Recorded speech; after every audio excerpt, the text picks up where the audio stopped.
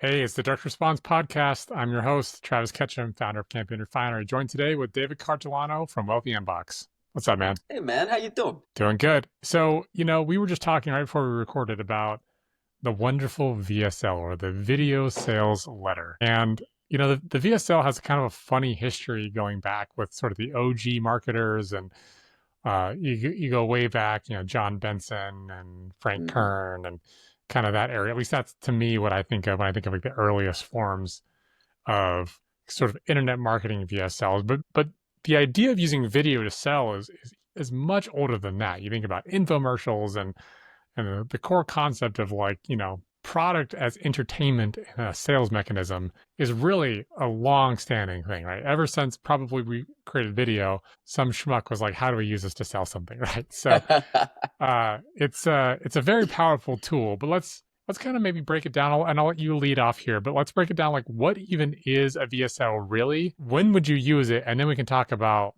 how do you actually build one? How do you use one? How do you use it, implement it in your own business and for your own gain? So what the hell is a VSL, man? Yeah, VSL stands for Video Sales Letter, and all that is a video of somebody reading something. It could be like just words on a screen.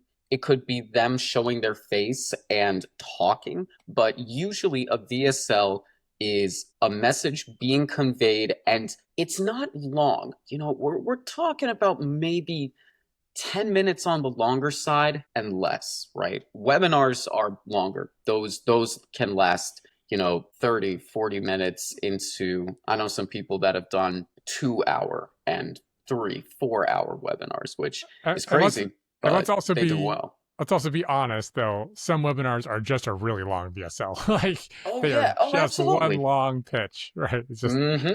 yeah. So I just Mm-hmm. wanted to throw that out there. I've seen a few bespoke people that take this skill set and they stretch that baby to its upper limits. But I think you're right.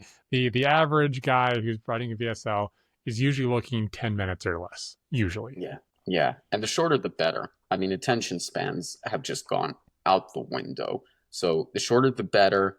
You follow a particular script, and usually you design this script for a particular type of person, right? You have an ideal client that you are speaking to inside of this video sales letter. And at the end of the video sales letter, you say, hey, you can book a call, buy a product, say I'm in, and that way you can engage prospects and possibly even shortcut a sales call itself. So they're very, very useful. A lot of people will run ads to them. A lot of people might just have them on their website. You can cold email people and ask them, we saw that you're using this.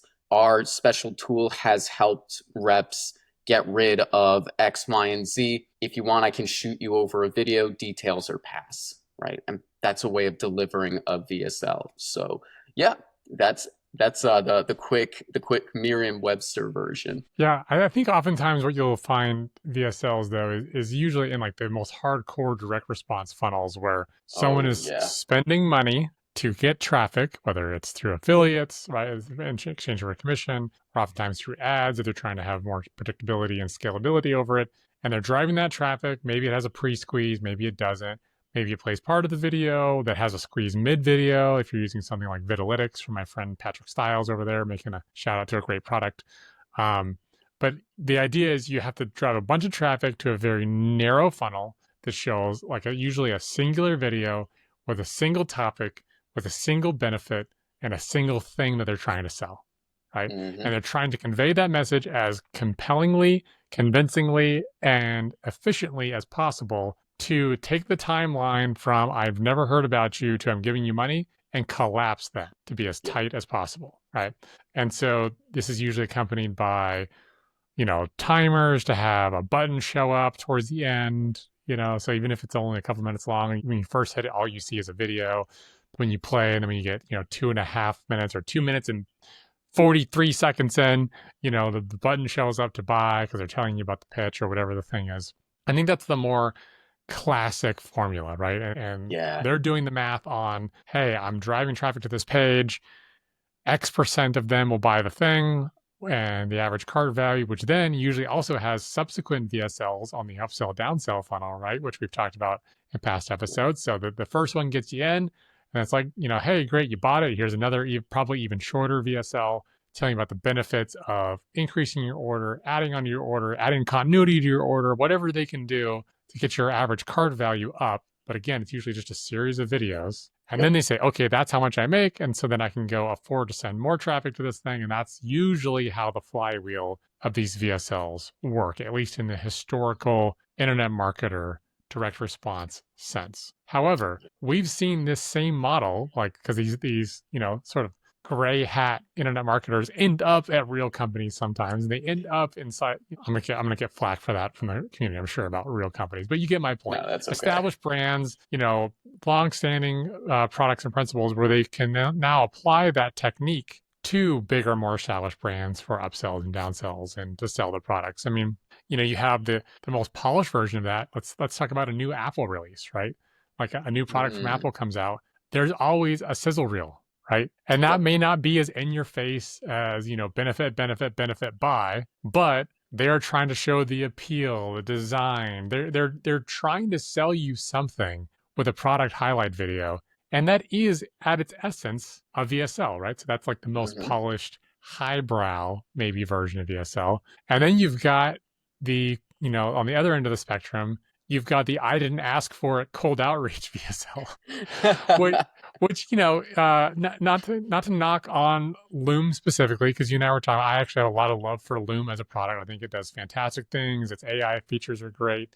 It eliminates a lot of meetings for me. I think that when a prospect asks for something, it's a great delivery mechanism tool for that. But on the other side of things, you have people basically cold pitching and sending VSLs that were, there wasn't consent to view or to be sent, right? And so that is again the same mechanism, but you can imagine the Apple sizzle reel and the I didn't ask for it outreach trying to sell me something for my business or what they think is an agency, right? But those are in the same universe is kind of funny. But at the end of the day, their mechanics are the same. And I find that very interesting. I don't know if you find that as weirdly interesting as I do, but Not as weird, not as weirdly interested as you, but it is interesting that you compared a commercial pretty much to a VSL. And I mean, if you took a look at the planning room, they probably have a document saying like, all right, here's the first thing the actor's going to say, here's the second thing the actor's going to say, here's why. VSL, here's the first thing you're going to say, here's the second thing you're going to say, and here's why, right? It is particularly if we're talking to direct response people, there is a formula. There is a format. You mentioned John Benson. He's got his formats, Russell Brunson, the direct response people.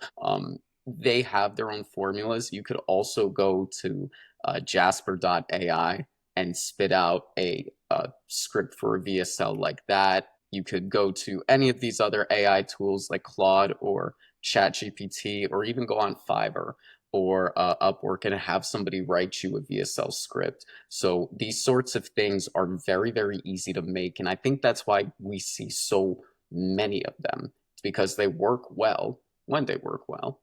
And they're so damn easy to make.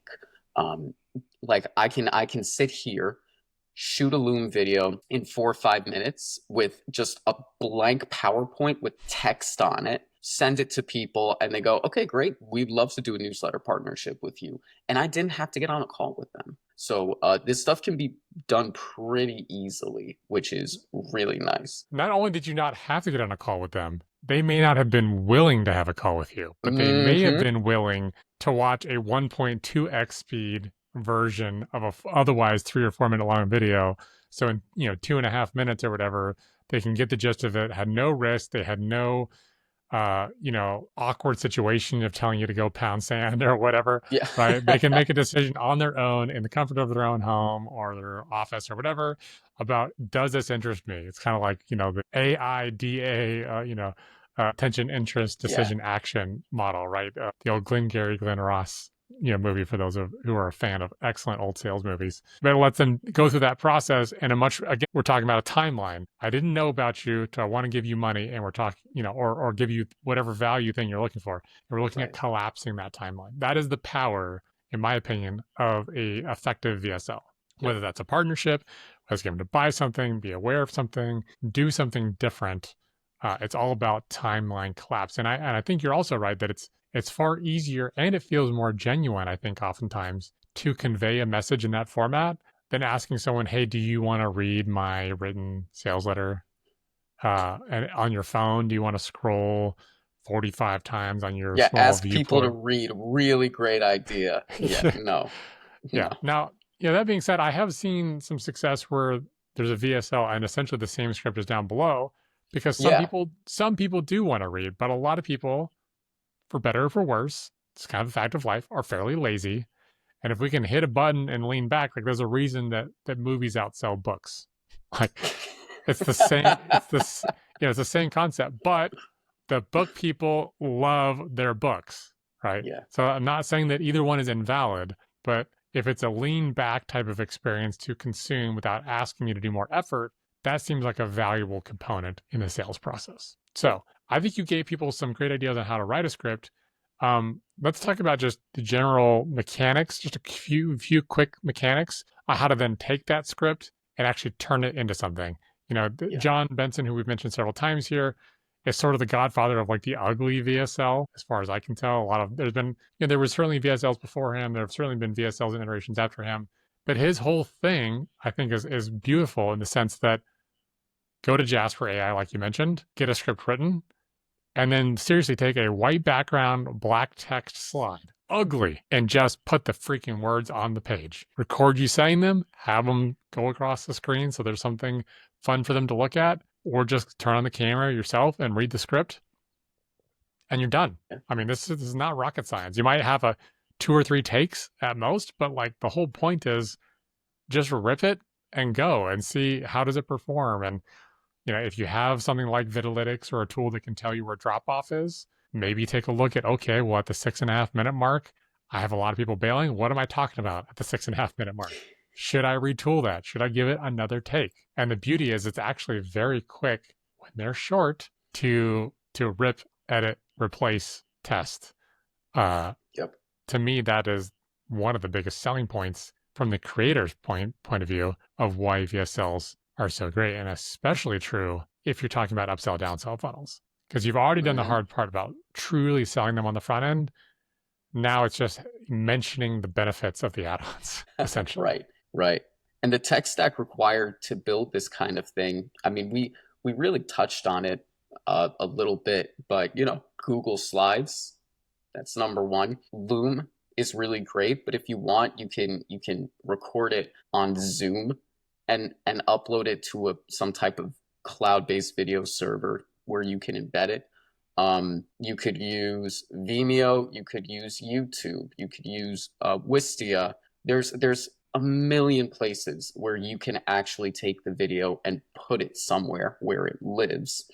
And the third step, and this is really optional, but if you are running traffic to the video itself, you're probably going to want to put it on some type of web page. So whether it's WordPress, whether it's ClickFunnels, whether it's ConvertTree, which I should have said that first, uh, ConvertTree, lead pages, drop funnels, anywhere that you can take the thing and put it on a web page. And if it's a funnel software, that's great because then you can put in the upsells and the downsells with other VSLs in them. And they have templates designed for that. But that's really all you need, right? Just 1, 2, 3. You just need a place where people can read the information as you're saying it. You need a video software that's going to host the video, and optional, a place to actually put the video. Yeah. If you're not sending it to people. That's it. Nothing else. Yeah, and the beauty too is if you know what the things are and you have like the fulfillment side, like the products are figured out, or you have, if you know what the matrix looks like of what you want to sell, the act of building an entire funnel using short VSLs, upsell, downsell, creating the pages, hosting the videos, etc., But this is like a 1 day activity. Like Yeah. if you know the price points and you already have the fulfillment figured out, the I'm gonna go sell the crap out of this now and I'm gonna use videos to do it. You can wake up in the morning with nothing and finish the day with the entire funnel. Yeah. Yeah. Scripted, recorded, hosted, built. 1 day. Beautiful thing. I think about my ancestors who came here from Italy in 1922, who didn't know anybody and had to be a tailor for 7 years to make enough money to send his family across. And we can literally grow and build businesses in an afternoon. Yep. It's just incredible what they probably could have done with our technology and their work ethic. Yeah, their work ethic for sure. I think they, if they Hmm. had our skills, they would definitely run circles around us. I feel like yes, Oh, they easily. they're like it's this easy. It's on easy mode. Well, I'll do 10 times of that, please. Yep, yep, yep. Yeah. Cool. Well, at this point, I don't think that there's a whole lot more to expand on. If you're looking down these different paths, we mentioned quite a few different tools and products that I think are really helpful in the tech stack and building this. But I think more than anything, kind of like the imperfect diet that you stick to is better than the perfect diet you never do. The goal here is to go do something, experiment, record a video, send some traffic to it, like make an offer, make upsells, make downsells, experiment and do. I think creating offers, presenting them to people is really the foundation of success in digital marketing in general. And so I would encourage anyone who's listening to this episode, seriously, it's an afternoon, a day at most. Can you spend 1 day to see if it can like totally change the trajectory of your business? And if you can't, maybe you have some deeper questions to answer. So, and Right. I won't be able to help you there. That's what a therapist is for. Anyway, with that, as always, we got the blog post with a lot of different terms that we've mentioned, products, tech stack, strategies down below. If you're looking to, of course, manage your email list, to send traffic to these offers, to manage the people who end up buying, here at Campaign Refinery, we have an email platform I think that you would love to use because it's super high performance. And David, if they want to learn more from you, where would they go and what would they do? Yeah, if you're interested in following my story as I grow a newsletter to sell and roll up with other cool stuff, you can go to wealthyinbox.news and you're going to see my journey and my advice I'm giving on the way. Because I know newsletters are hot, and uh, you can just follow it from somebody who's doing it and not selling a course on it. So Yeah, what a concept. what a And concept. you're just a good guy and a great copywriter too. So there's always something to pick up from there on your newsletter for sure. All right, David. Well, thank you so much for your time today. I hope that the listeners walked away with some interesting stuff. And please go build a damn VSL and see what happens.